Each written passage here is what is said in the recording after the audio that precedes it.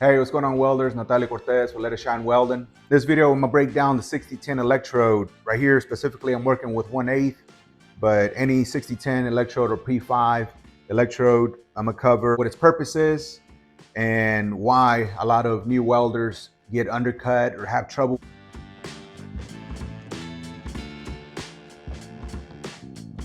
with the 6010, with the arc, going off left, right, top, bottom, not being able to control the arc. So we're going to talk about that, how to better control it, and what its purpose is. So we're going to get into that. Now, a 6010 electrode, it's an aggressive rod. It's a penetrating rod.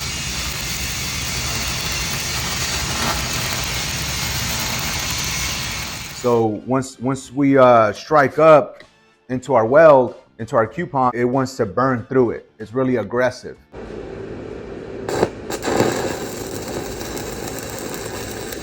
It's meant for root passes because it allows us to get inside of the groove, right inside of that gap.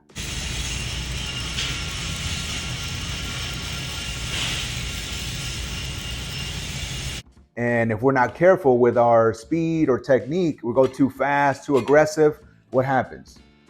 Undercut, slag inclusion, porosity occurs. The faster you go, the more you're going to hurt your weld. You want to be smooth with it.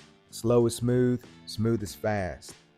So to avoid that, you got to pretend like you have a force around that tip of that electrode. So as you're burning through that metal, you should feel the metal getting burnt up, eaten up.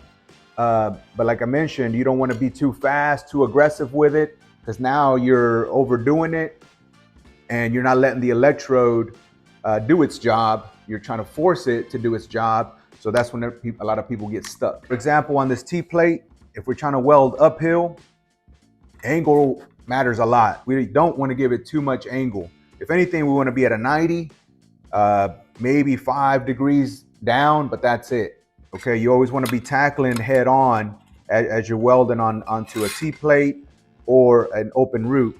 Dealing with a pipe, you always want to point the tip of the rod towards the center of the axis. If I'm welding a 2G, I want to be turning with the center axis of that pipe. With the 6010, a lot of the times we have trouble controlling that arc.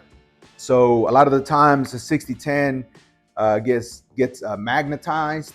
So, and that's whenever we're welding and we see the arc, we're trying to establish the arc in the center, and then the arc by itself goes off to the left, off to the right, and we're trying to push it or pull it back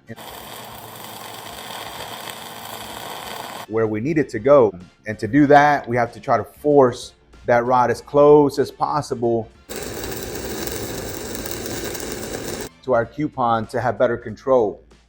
The closer you get to your puddle, your metal, the easier it is to control your puddle, control your heat. This is probably one of the best shots that I've found to explain the puddle.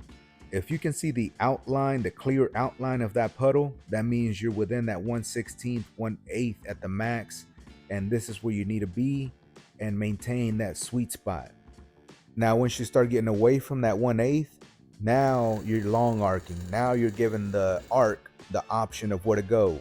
So you want to try and push it back into the puddle and reestablish that clear outline of that puddle. Once you start long arcing it, whether it's at that 1/8, past that 1/8 arc length, now you're giving the electrode the option, the arc of where to go. So if you see the arc going any direction where you don't want it to go, you want to force it back in there by getting closer to the metal. But like I mentioned earlier, you don't want to get too aggressive with it, too fast with it. You want to pretend like you have a force around the electrode tip, and very carefully you want to get back in that center or push that rod as close as possible or inside of this gap, for example, so that you can get better control of your heat and your arc.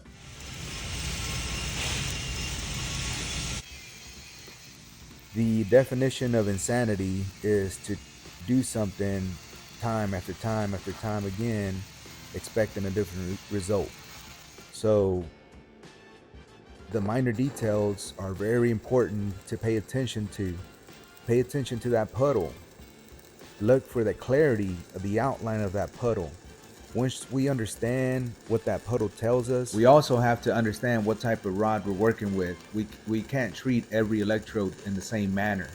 Working with a P-5, a 6010 electrode, we have to understand that that's an aggressive rod and it's digging into that base metal. So if we have the clarity of the puddle, that lets us know that the metal that we're taking away, we're actually filling it back in. But if we lose the clarity of the puddle, that's when we start long arcing. We give the arc the option of where to go. We have to be consistent with our technique as well, and we have to be able to switch up our technique as needed. So if we start with just a stitch method, we might have to turn into circle method, sideways zigzag, whatever the technique, the coupon that we're working with calls for. We have to be ready to switch up.